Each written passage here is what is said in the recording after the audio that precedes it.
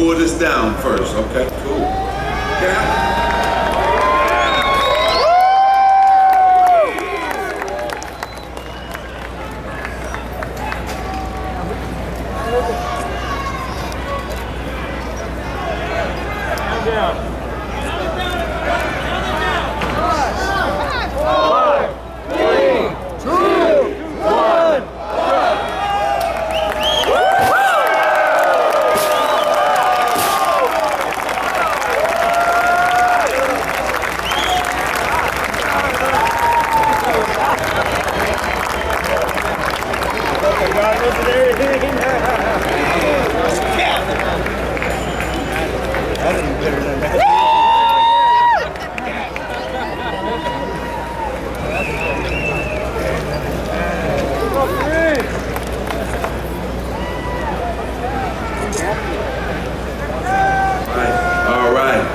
One more, look at this. This is beautiful, man. This is beautiful.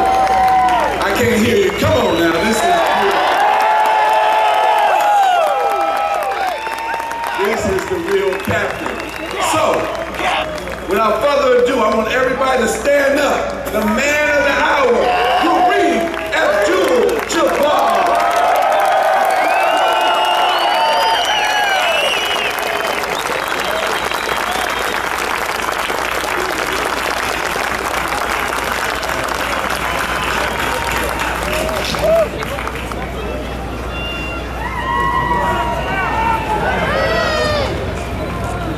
Love you, Kareem! I want to thank all of you fine gentlemen for helping me do this tonight. Eddie, you asked me earlier if I had any butterflies in me. It's full of butterflies. Did that happen during a game? No, it never happened during a game. Dealing with people is a different issue. So hopefully I might get through this. I want to thank all of you for coming here to share this evening with me tonight. It really means a lot to me. I can't begin.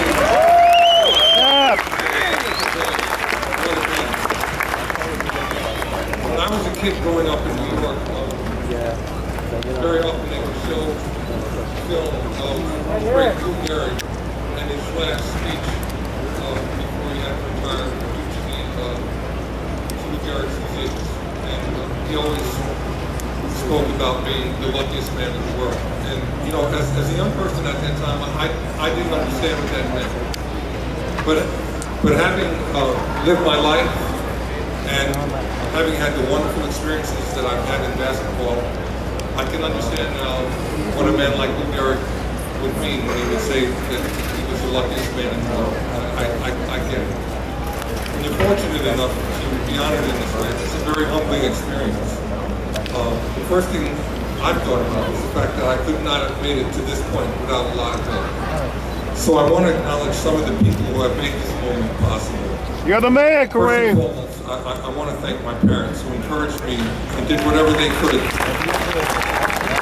just so that I had the opportunity to play this game.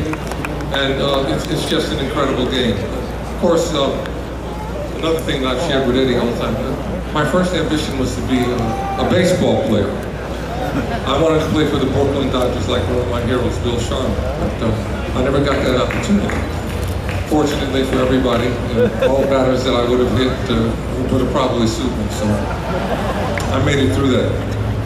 But I was very lucky to have some really great mentors, and I just want to acknowledge them.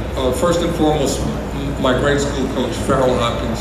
He's still alive, he lives in Brooklyn, and still doing stuff for the Catholic Church, working with kids. That was all he ever used to do. He made it possible for us to have a basketball program at my grade school, because if it wasn't for him, we wouldn't have gotten to go play any games.